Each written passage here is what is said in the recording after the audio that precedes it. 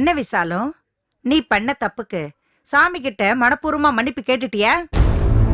நான் என்ன தப்பு செஞ்சேன்? நான் இதுக்கு சாமி கிட்ட மன்னிப்பு கேட்கணும்? ஆமாண்டி, ஒண்ணும் தெரியாத மாதிரி பேசு. உன்னை நம்பி வாழுங்கணத்துல தள்ளுற மாதிரி என் பொண்ண உனக்கு மருமகளா அனுப்பிட்டேன். இப்போ வயித்துல நெருப்பள்ளி கொட்டிக்கிட்ட மாதிரி இருக்கு. மங்களம், எதுக்கு இவ்வளவு கோவம்? இப்ப என்ன நடந்து போச்சு? உன் வீட்டுக்கு போயிருந்தேன், சித்ரா கர்ப்பமா இருக்கான்னு சொல்லி என் தலையில கல்ல தூக்கி போட்டாங்க. உண்மைதான், திடீர்னு சித்ராவும் உண்டாவான்னு நான் கொஞ்சம் கூட எதிர்பார்க்கல. இந்த விஷயத்த உங்ககிட்ட எப்படி சொல்றதுன்னு குழம்பி போய்தான் கோவிலுக்கு வந்த. நல்ல வேளை நீயே வந்துட்ட. இப்ப என்னடி பண்றது? நல்லாவே நடிக்கிற விசாலம், என்ன பண்றதுன்னு என்கிட்டே கேக்குறியா? நீ எனக்கு கொடுத்த வாக்குறுதி என்ன? உன் பொண்ணு இருட்டறையில அடைஞ்சு கிடக்குறா, அவளுக்கு வாழ்க்கை கொடுக்கறேன்னு சொல்லி பேசி பேசி என் மனச மாத்தி என் பொண்ண உனக்கு மருமகளா ஆக்கிக்கிட்ட. இப்போ அவ வாழ்க்கையவே நாசமாக்கிட்டியே. மங்களம், இப்ப என்ன நடந்து போச்சு? இப்ப என்ன, உன் பொண்ணு என்ன வாழாமையா இருக்கா? எதுக்கு இப்படி வார்த்தையை விடுற? பின்னேனடி, என் மூத்த மருமக வாழவே லாயக்கு இல்லாதவ, அவளுக்கு கருத்தரிக்கிற பாக்கியமே இல்லைன்னு என் வம்சம் விருத்தி ஆகணும், உன் பொண்ண 2ஆம் தரமா குடுன்னு சொல்லிட்டு இப்போ சித்ரா முழுகாம இருக்கான்னா என் தலையில மண்ணள்ளி போட்ட மாதிரி தானே? மங்களம், உங்ககிட்ட நான் ஏற்கனவே விளக்கமா சொல்லியிருக்கேன். சித்ரா உண்டானாலும் அவ வயித்துல கரு தங்காது. 1 மாசமோ 2 மாசமோ தன்னால கலைஞ்சிரும். நீ அதை பத்தில கவலைப்பட வேண்டாம். உன் பொண்ணு வாழ்க்கையை நினைச்சு நீ பயப்படவும் வேண்டாம். அது எப்படி முடியும்? மூத்தவ குடும்ப வாரிசை பெத்து கொடுத்துட்டானா இளையவளுக்கு உன் வீட்டுல என்னடி மரியாதை இருக்கும்? இல்ல உன் புள்ள மனசுதான் இளையவளை பத்தி நினைக்குமா? மங்களம், சித்ரா வயித்துல கர்ப்பம் தங்காது. அப்படியே தங்கினாலும் உன் பொண்ணு வயித்து குழந்தைதான் எங்க குடும்ப வாரிசு. போதுமா? இது வெறும் வார்த்தை, இத நான் எப்படி நம்புறது? ஏன் நம்ப மாட்டேங்கிற? உனக்கு தெரியும்ல, சித்ராவை டைவர்ஸ் பண்றதுக்கு முடிவெடுத்து கோர்ட்லயும் கேஸ் பதிவு பண்ணியாச்சுல்ல. அவளுக்கு கரு தங்குதோ தங்கலையோ, டைவர்ஸ் பண்ணி அவளை பிறந்த வீட்டுக்கு அனுப்ப போறது உறுதி. நீ கொஞ்சம் பிரச்சனை பண்ணாம அமைதியா இருடி. உன் பொண்ணுதான் என் மருமக, அவ வயித்து குழந்தைதான் என் குடும்ப வாரிசு. இல்ல, நீ என்ன சொன்னாலும் சரிதான், என் மனசு ஆறவே ஆறாது. என் பொண்ணு வாழ்க்கைக்கு ஆபத்து வரப்போதுன்னு என் மனசுல பற்றுச்சு. அது நடக்கதான் போகுது. நீ என் பொண்ணு வாழ்க்கையவே நாசம் பண்ணிட்ட. உன்னை நம்பி என் பொண்ண கொடுத்தது பெரிய தப்புடி. மங்களம், போது நிறுத்து. என் வார்த்தையை நீ நம்ப மாட்டியா? நம்ப மாட்டேன். உன் வார்த்தைய நான் நம்ப மாட்டேன். பல வருஷமா நான் உன் கூட பழகி இருக்கேன். உன் குணத்தை பத்தி எனக்கு நல்லாவே தெரியும். சித்ரா உண்டாயிருக்கான்னு நிச்சயமா நீ அவளை விட மாட்டேன். உன் தலைமையில தூக்கி வச்சு ஆடுவேன். உன் பேச்ச நம்பி என் பொண்ண கொடுத்ததுக்கு நான் தாண்டி என் புத்திய செருப்பால் அடிச்சுக்கணும். மங்களம், பேசாத. நீ சுயநலவாதின்னு எனக்கு நல்லாவே தெரியும். என் பொண்ணோட வாழ்க்கை இப்ப கேள்விக்குறியா ஆயிடுச்சு. நீ என்ன பண்ண போற சொல்லு. மங்களம், அதான் சொல்லிட்டேனே, இதுக்கு மேல என்ன என்னடி சொல்ற? நானே எடுத்து தரேன். சித்ராவை விட்டுற போறியா இல்ல வச்சுக்க போறியா? நல்லா யோசிச்சு எனக்கு ஒரு நல்ல முடிவா சீக்கிரமா சொல்லு.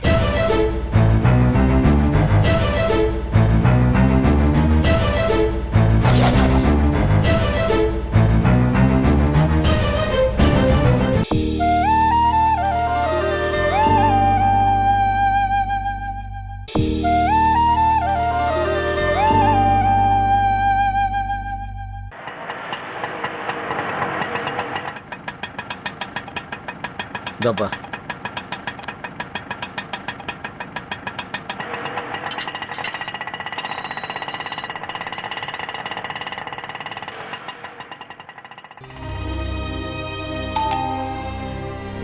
இதோ வரேன்.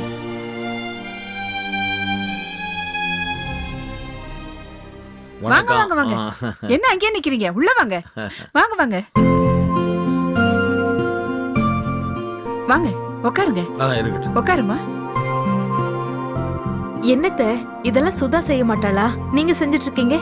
நீங்க இருங்க, நான் செய்ய. ஐயோ, அதெல்லாம் வேண்டாமா, இருக்கட்டும். விஷ்ணு, டேய் விஷ்ணு, சுதா யார் வந்திருக்காங்க பாருங்க. அடரே, வாங்க மாமா, வாங்க. நீ உட்காருங்க மாமா. நீங்களும் உட்காருங்க. வாக்கா.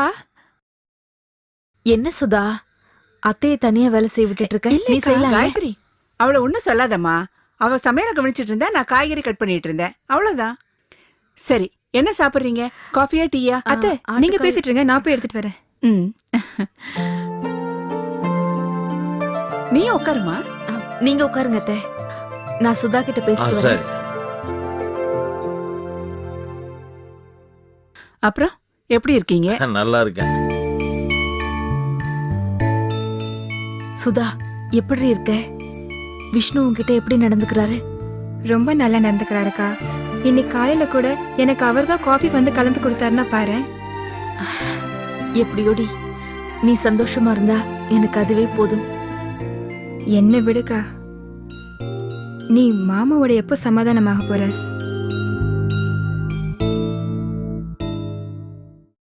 என்னக்கா பேச்சை காணோம்? இப்ப பேச வேண்டிய பேச்சா இது? இங்க பாருக்கா, என் கல்யாணம் நின்னு போனது மாமாவால தான் நீ அடிக்கடி அவரை திட்டிட்டே இருந்த. இப்போ என் கல்யாணம் நடந்ததே மாமாவால தான். அவர் மட்டும் நகம் வாங்கி தரலனா என்ன ஆயிருக்கும்? நான் உன் மாமியாரை சமாதானப்படுத்தி கல்யாணத்தை நடத்தி இருப்பேன், வேற ஒண்ணும் நடந்திருக்காது. நீ எனக்கு அட்வைஸ் பண்றத நிறுத்திட்டு உன் லைஃப மட்டும் பாரு. சரிக்கா, வா போலாம்.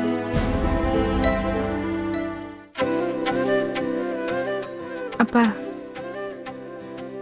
என்ன? எனக்கா? அப்புறம் சம்பந்தியம்மா, சொன்னதெல்லாம் ஞாபகம் வச்சுங்க. நாளைக்கு காலையில விருந்துக்கு வந்துருங்க. சொன்ன கேளுங்க சம்பந்தி, நான் விருந்து விழான்னு எதுலயும் கலந்துக்கிறது இல்ல. அப்படியெல்லாம் நீங்க சொல்லக்கூடாது சம்பந்தி. காயத்ரி பாருமா, அவங்க விருந்துக்கு வரமாட்டேன்னு சொல்றாங்க. என்னத்த நீங்க வராம எப்படி? இல்லம்மா, நான் எதுக்கு, புது மாப்பிள்ளையும் பொண்ணையும் கூட்டிட்டு போங்க. அது எப்படி அத்த? முதல்ல எங்க வீட்ல விருந்து வைக்கிறோம், நீங்க கண்டிப்பா கலந்துக்கணும். இது வரைக்கும் எப்படியோ, ஆனா இனிமே நீங்க இந்த மாதிரி விசேஷத்துல கலந்துதான் ஆகணும். என்ன விஷ்ணு, உங்க அம்மா கிட்ட சொல்லுங்களேன். இல்ல, நீ அது அம்மா வந்து எப்பவுமே அடுத்த வீட்டெல்லாம் சாப்பிட மாட்டாங்க. அடுத்த வீடா? என்ன மாப்பிள்ளை இப்படி சொல்லிட்டீங்க? விருந்து நடக்கிறது நம்ம வீட்டுல. பெரியவங்களே இதனாலதான் இதுக்கு மறு வீடுன்னு பேர் வச்சிருக்காங்க. அம்மா, என்னம்மா எல்லாரும் ஆசைப்பட்டு கூப்பிடுறாங்க, நீ வந்தா நல்லா இருக்குமா? வாமா. அதுக்கு இல்ல. ஆமா அத்த, நீங்க கண்டிப்பா வரணும். சரி, நான் வரேன். அப்பாடா, இப்பதான் எனக்கு நிம்மதியா இருக்கு. அப்புறம் நீங்க காலையில 11 மணிக்கு மேல கிளம்புங்க, அப்பதான் நேரம் நல்லா இருக்கு. நான் வேணா கார் அரேஞ்ச் பண்ணவா? அதெல்லாம் வேண்டாம்மா, நான் பாத்துக்கிறேன், நாங்க வந்துடுறோம். சரி. அப்புறம் நீங்க மட்டும் இல்ல, சொந்தக்காரங்க எல்லாரையும் கூட்டிட்டு வாங்க. சரி சரி, அப்புறம் நான் கிளம்பிட்டு சரி சரி, வாங்க. வரேன் சம்மதி, சரி வரேன். மாமா. வரேன் அத்த. வரேன் விஷ்ணு. பாய். வரேன் சுதா.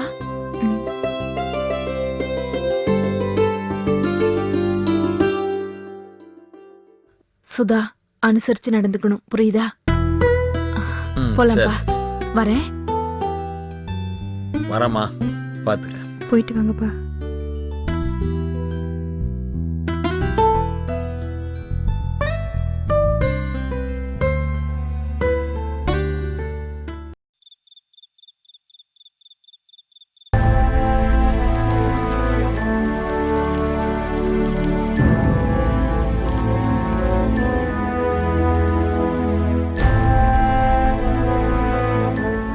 அண்ணா, அம்மா உனக்கு பிடிச்ச காய்கறியா தேடி தேடி பார்த்து வாங்கி சமைச்சிருக்காங்க, நல்லா சாப்பிடணும்.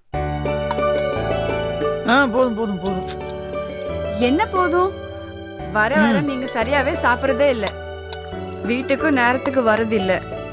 ஏதோ சுதாவோட கல்யாணம் நல்லபடியா முடிஞ்சுதுன்னு அந்த சந்தோஷத்துலயாவது நல்லா சாப்பிடுங்கண்ணே.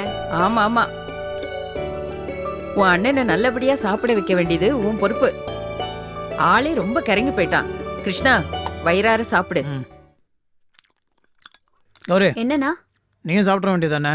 எங்களுக்கு என்னண்ணா அவசரம், நீ முதல்ல சாப்பிடு. அது சரி, குழந்தைய பத்த வேற நேரத்தில் சாப்பிட தேவையில்லையா? வா, நான் சாப்பிட்டுக்கிறேன். உன் மருமகனை தூங்க வைக்கிறதே பெரும் பாடு. உனக்கு தனியா சாப்பிடுறதுக்கு போர் அடிக்குதுன்னா கம்பெனிக்கு வேணா அண்ணியை கூப்பிட்டு சாப்பிட சொல்லு.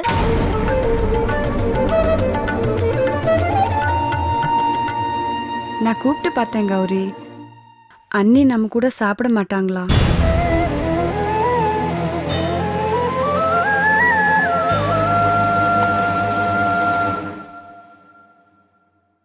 கிருஷ்ணா, உங்ககிட்ட ஒன்று கேட்கணும்னு நினைச்சேன். கல்யாண அறிபறியில கேட்க முடியாம போயிடுச்சு. மண்டபத்துல சுதாவோட நகையெல்லாம் காணோன்னதும் அவ்வளோ ரகலை நடந்துச்சு. நீ என்னமோ இமயமலைக்கு பறந்து போய் குபேரங்கிட்ட கடன் வாங்கின மாதிரி நகையெல்லாம் கொண்டு வந்து கொடுத்து கல்யாணத்தை நடத்தி முடிச்சியே. அவ்வளோ நகைகளை வாங்க பணத்துக்கு என்னடா பண்ண?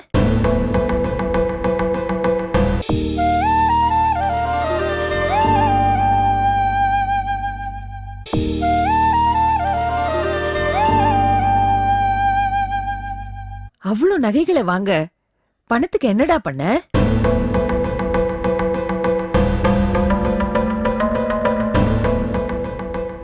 கிருஷ்ணா, உன்னதாண்டா கேக்குறேன். என் புள்ள சாமர்த்தியசாலின்னு ஒரு பக்கம் பெருமைப்பட்டுக்கிட்டாலும் உன்னால எப்படி வாங்க முடிஞ்சதுங்கிற கேள்வி என் மனசு போட்டு அரிச்சுக்கிட்டே இருக்குடா.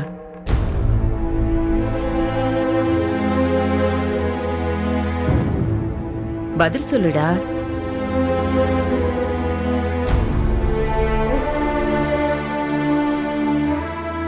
நானே கேட்கணும்னு நினைச்சேன் அத்தை. எப்படி முடிஞ்சது? சொல்லுடா.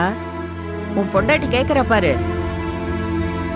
1 2 5 லட்சம் ரூபாய். பொழுது விடிஞ்சதும் முகூர்த்தத்தை வச்சுக்கிட்டு இவ்வளவு சீக்கிரத்துல எப்படி வாங்கிட்டு வர முடிஞ்சது? கடன் வாங்கணும்மா. பின்ன நீங்க என்ன பேங்க்ல போட்டு வச்சிருக்கீங்க ஏடிஎம் கார்டு போட்டு எடுத்துட்டு வர்றதுக்கு? சொல்லேடா. இல்லை, கடையில் கொஞ்சம் பணம் இருந்துச்சு, மீதி பணத்தை வெளியே கடன் வாங்கினேன். அவ்வளவு பெரிய அமௌண்ட் கொடுக்கறதுக்கு யாருடா இருக்காங்க? கணக்கு புள்ள ஒரு சேட்டுக்கிட்ட கூட்டு போனார். நான் அவர்கிட்ட மீட்டர் வட்டிக்கு கடன் வாங்கினேம்மா.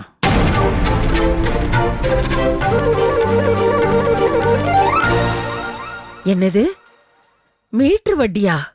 ஆமாம்மா, அதுவும் கடை இருந்தனால தான் அது கிடச்சிது.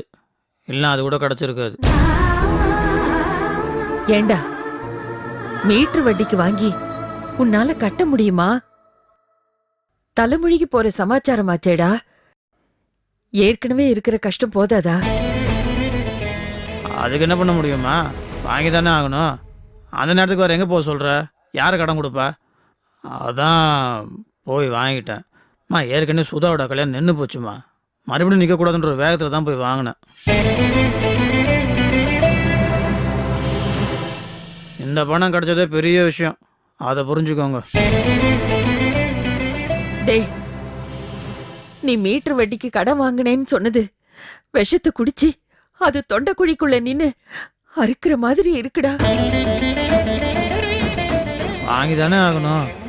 சுதா யாரு? தேவி மாதிரி, கௌரி மாதிரி, அவளும் எனக்கு ஒரு தங்கச்சி தானே.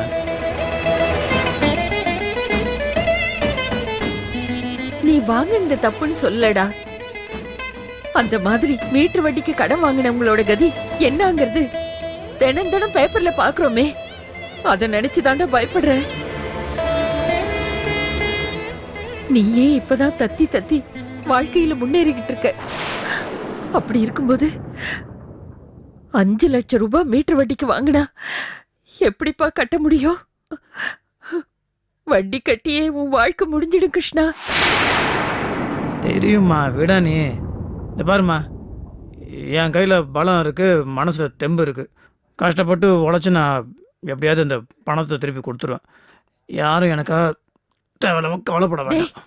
கிருஷ்ணா, வேண்டாம், போதும். போடா.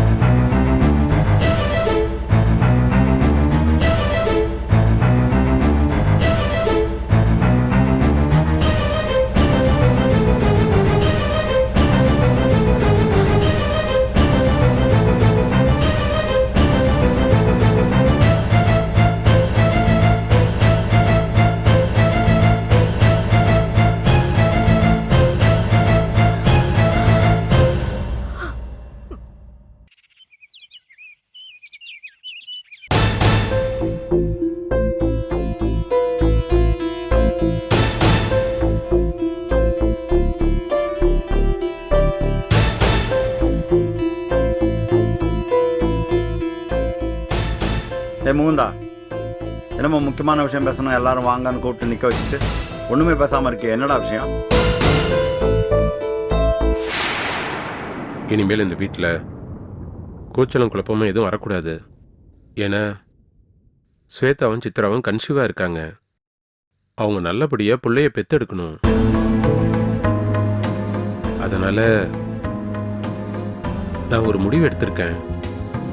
அதை பற்றி பேசுறதுக்காக தான் உங்கள் எல்லாரையும் நான் இங்கே வர சொன்னேன். இந்த முடிவு முழுக்க முழுக்க நான் எடுத்தது தான். யாரோ சொல்லி அட்வைஸ் பண்ணியோ நான் எடுக்கல. என்னடா புதிர் போட்டு பேசுற? என்ன விஷயம்னு பட்டுன்னு சொல்லி, எனக்கு நிறைய வேலை இருக்கு. டேய், இப்போதான் ஒரு 2 நாளாக நான் நிம்மதியாக இருக்கேன். ஏதாவது பிரச்சனையாக யோசிச்சு என் தலையில் கல்லை தூக்கி போட்டாதராயப்பா. நல்லதோ கெட்டதோ எதுவாக இருந்தாலும் எல்லாரும் கேட்டு முடிவெடு. இல்லப்பா, இது நல்ல விஷயம்தான். சித்ராவுக்கு குழந்தை பிறக்காது, அவளுக்கு தாய்மையாகிற தன்மை இல்லைன்னு டாக்டர் சொன்னாங்கிறதுக்காக தான் எனக்கும் ஸ்வேதாவுக்கும் கல்யாணம் பண்ணி வச்சிங்க.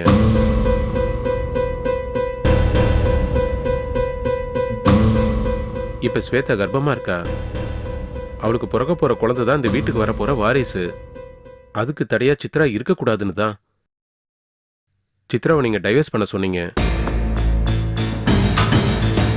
சூழ்நிலை காரணம் டைவர்ஸ் பத்திரத்தில் நான் கையெழுத்து போட்டு கொடுத்தேன். ஆனா அந்த பத்திரத்தில் சித்ராவுக்கு குழந்தை இல்லைங்கிற காரணத்துக்காக தான் அவளை நான் டைவர்ஸ் பண்றேன்னு எழுதி கையெழுத்து போட்டேன். ஆனா இப்ப சித்ரா கன்சீவா இருக்கா. அப்ப சட்டப்படி அந்த பத்திரம் செல்லாது இனிமேல்.